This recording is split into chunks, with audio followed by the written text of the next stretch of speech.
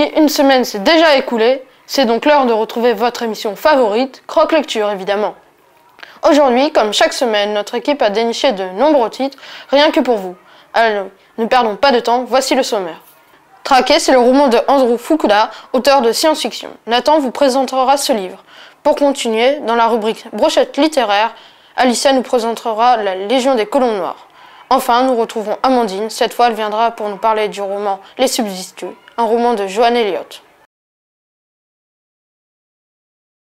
Nathan, tu as choisi Traqué, que peux-tu nous dire sur ce roman?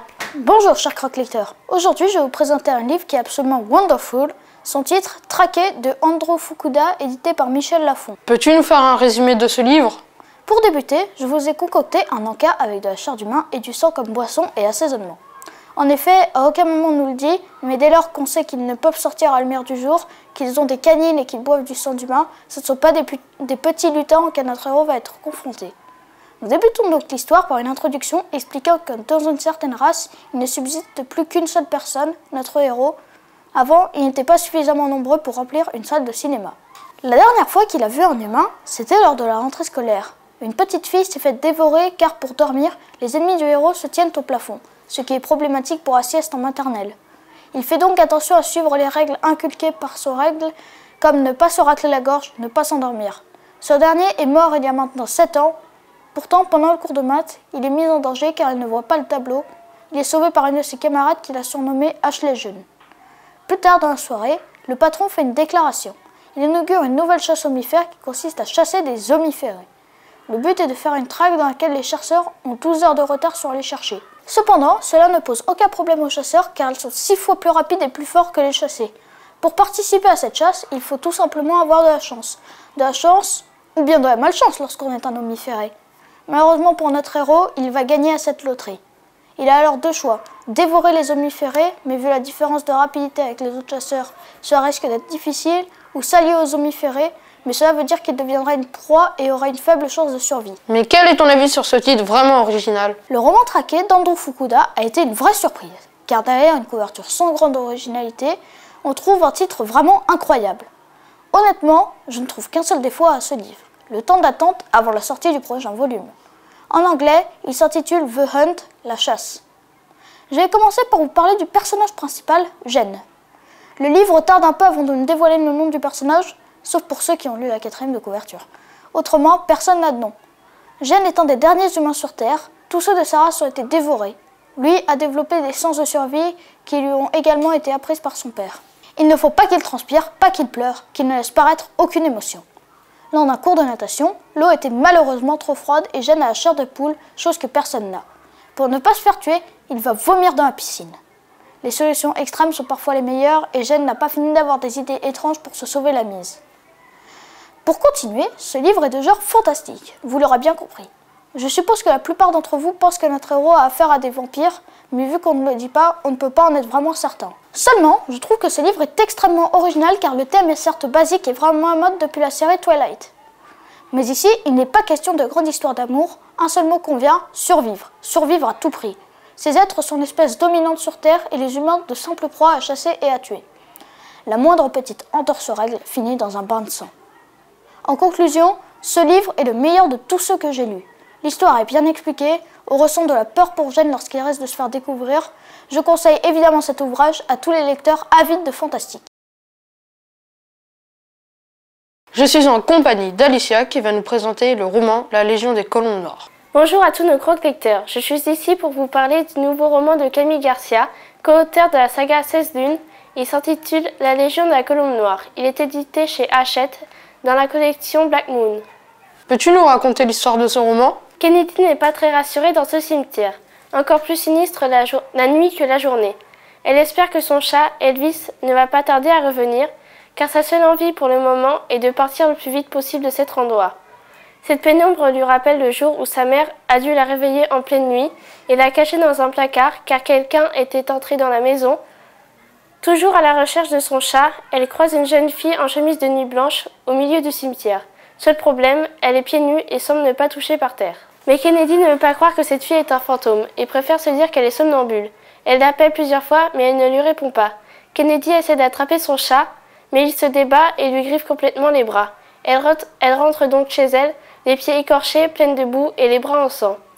Chez elle, sa mère la soigne et elle monte dans sa chambre dessiner. Le dessin est son plus grand passe-temps depuis que son père les a abandonnés quand elle était enfant. Elle repense chaque jour à la lettre qu'il a laissée en s'en allant. L'après-midi suivant, elle va chez sa meilleure amie Ella au cinéma. Kennedy n'a pas envie d'y aller, mais elle finit par l'accompagner. En revenant de la soirée, elle est étonnée que sa mère n'ait laissé aucune lumière allumée. Elle l'appelle plusieurs fois, mais aucune réponse. Elle monte dans la chambre de sa mère, et la découvre allongée, morte, avec Elvis sur elle. Kennedy se retrouve maintenant sans aucune famille proche. Aujourd'hui, c'est les derniers jours qu'elle passe dans le quartier où elle a grandi. Sa meilleure amie lui propose de venir chez elle, mais Kennedy préfère dormir une dernière fois dans sa chambre. Elle essaye de dormir, mais les images de sa mère morte lui reviennent à chaque fois qu'elle ferme les yeux. Quand elle tente de s'asseoir, une chose l'en empêche. Le fantôme de la jeune fille qu'elle a vue au cimetière est en train de l'étrangler. Au moment où Kennedy se pense perdu, deux jumeaux entrent dans la chambre et tuent l'esprit. Qui sont-ils? Pourquoi l'ont-ils aidé? L'histoire est donc géniale, non? J'ai adoré le nouveau roman de Camille Garcia, La Légion de la Colombe Noire. Tout au long de ma lecture, j'ai été impressionnée par la présence du fantastique, mais aussi par l'histoire d'amour entre les jumeaux et notre héroïne. C'est un moment que j'apprécie tout particulièrement, car l'auteur met toujours des histoires d'amour dans ses romans, ce qui donne une touche de romantisme qui plaît avant tout aux filles. Tout d'abord, dans ce livre, il y a une très forte présence du fantastique.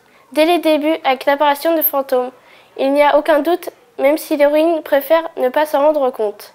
Chaque pièce du puzzle qui vaincra Andras, ce démon maléfique, est gardée par un esprit vengeur qui empêche les personnes malfaisantes de s'en approcher et de les prendre. Ce démon malfaisant possède des pouvoirs exceptionnels. Évidemment, il est le méchant de l'histoire et plutôt un méchant original. Ensuite, beaucoup de suspense est présent dans ce livre, car nous ne savons pas si Kennedy fait réellement partie de la Légion et si le démon Andras va finir par être enfermé ou s'il va réussir à tuer toute la Légion. Et vous le verrez, c'est en cela que la fin de ce roman est très surprenante. Un autre bon point. Enfin, la personnalité de Kennedy est très étrange, mais aussi mystérieuse, car nous ne savons pas trop quelle est la qualité qui lui permet d'appartenir à la Légion de la Colombe Noire. L'auteur n'a pas beaucoup mis en avant sa vie sociale. Nous n'avons pas beaucoup d'informations, nous savons juste qu'elle a une mère et une meilleure amie et qu'elle va au collège.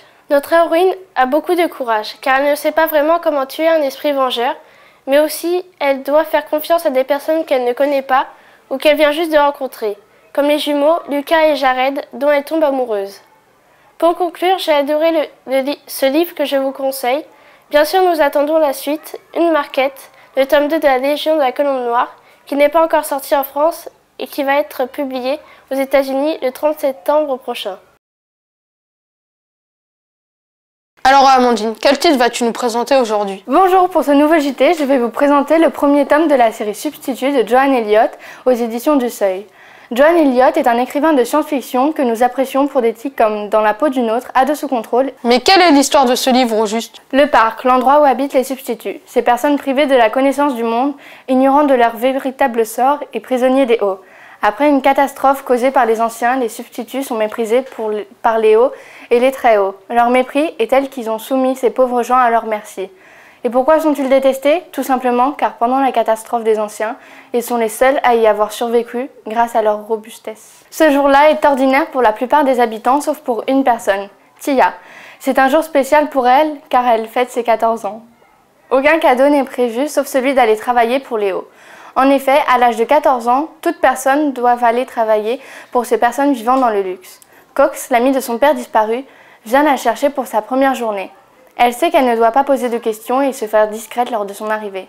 Elle descend du camion qui l'a emmenée avec les autres et va au centre de recrutement. Un homme l'accueille et se moque d'elle. C'est lui qui décide de son sort. Tous les mots nouveaux qu'elle entend se mettent dans un coin de sa tête. Elle les répète mentalement, l'homme décide de son nouvel emploi. Il l'envoie vers un Meditech pour qu'elle aille travailler comme domestique chez Léo. Elle va remplacer Mélie, une autre substitut qui a dû quitter son travail car elle allait bientôt accoucher. Niel, la dame qui l'a accueillie, l'emmène jusqu'à la résidence de son patron. Arrivée, elle rencontre Reg et Lou, les enfants de l'administrateur Arkel, son nouveau patron. Son entretien est réussi, elle est embauchée. Elle effectue ses premières journées avec beaucoup de maladresse. Lou, la fille de l'administrateur, ne l'aime pas et l'insulte à longueur de journée. Quand elle rentre chez elle le soir, des flashs se produisent pendant qu'elle dort. Contrairement aux autres substituts, elle se souvient de toutes ses journées chez Léo et elle est consciente du sort qu'elle subit. Maintenant, nous attendons tous ton avis. Les substituts de Joanne Elliott est vraiment un très bon livre avec une écriture très intéressante qui se classe dans la catégorie science-fiction grâce à la création d'un monde original. Tout d'abord, j'ai beaucoup apprécié Tia, le personnage principal. Elle est une jeune fille qui vient d'avoir 14 ans et qui va travailler dans la ville où sont Léo. Tia se rend compte qu'elle est unique et qu'elle possède un don, ce qui va la mettre dans une position délicate. Ensuite, son côté curieux à poser régulièrement des questions autant bêtes qu'intelligentes m'a vraiment plu. L'auteur a choisi un narrateur interne, ce qui apporte de l'originalité. Les substituts ont un vocabulaire très restreint et parlent d'une manière robotique. Dès le début du livre, on découvre leur manière de parler qui est répétitive car ils emploient généralement les mêmes mots. Cela montre évidemment l'importance de la richesse du vocabulaire. Ensuite, Tia est une jeune fille remarquable au rancœur qui va rencontrer plusieurs personnes durant son périple, qui n'auront pas toujours de très bonnes intentions. Malgré cela, elle ne les méprise pas et leur fait une entière confiance. Pour finir, l'alchimie qui s'est installée entre Tia et Reg, le fils de son patron, est vraiment trouble tout au long de l'histoire. C'est pour cela que j'attends avec impatience le prochain tome. À mon avis, cela risque d'être encore très mouvementé. Enfin, le thème du livre est spécial. Il s'agit de la soumission d'hommes contrôlés par les implants logés dans le cou. La violence dont sont victimes les subs est vraiment choquante avec très étonnamment les mêmes techniques que celles du Troisième Reich. Quand un sub, dans la ville d'Eo, commet un délit, il est immédiatement battu à mort en public. Ce qui m'avait fait remarquer la ressemblance avec la Deuxième Guerre mondiale. Ce sont les camions utilisés pour emmener les subs à leur travail. Ils ressemblent beaucoup aux trains utilisés pour emmener les juifs dans les camps de concentration. Ils sont sans fenêtres, les substituts sont serrés, doivent rester debout et ils sont fatigués, à bout de force et affamés. Ce sont les mêmes descriptions que pour les juifs déportés. Pour conclure, le livre Les Substituts de Joanne Elliott est vraiment un très bon roman de science-fiction. Si vous aimez ce genre de livre, je vous conseillerais évidemment de découvrir tous les romans de dystopie comme L'épreuve de James Dashner ou Starters de Lisa Price. Ce numéro est déjà terminé, j'espère que nous vous avons donné envie de croquer tous ces livres. Je vous l'annonce tout de suite, les 3 prochains JT seront consacrés à des reportages au Salon du Livre de Paris. Avec nous l'espérons des rencontres avec quelques-uns de nos auteurs favoris. Bye!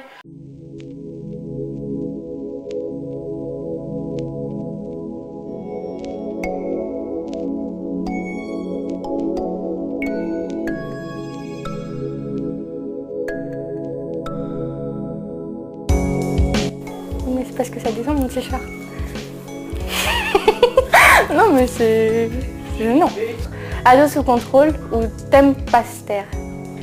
Moi j'ai toujours dit Tempester. Tempester. Ou le Tempester. Mais on peut garder ça. Enfin, Tempester ça fait juste un petit accent. Mais j'arrive pas à le dire. Mais... Hello. C'est ce qu'il a fait.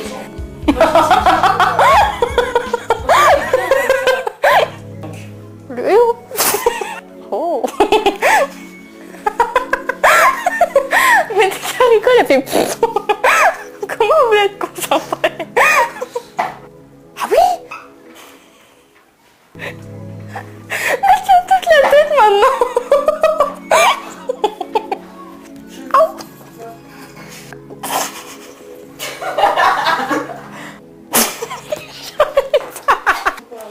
Mais je peux pas plus.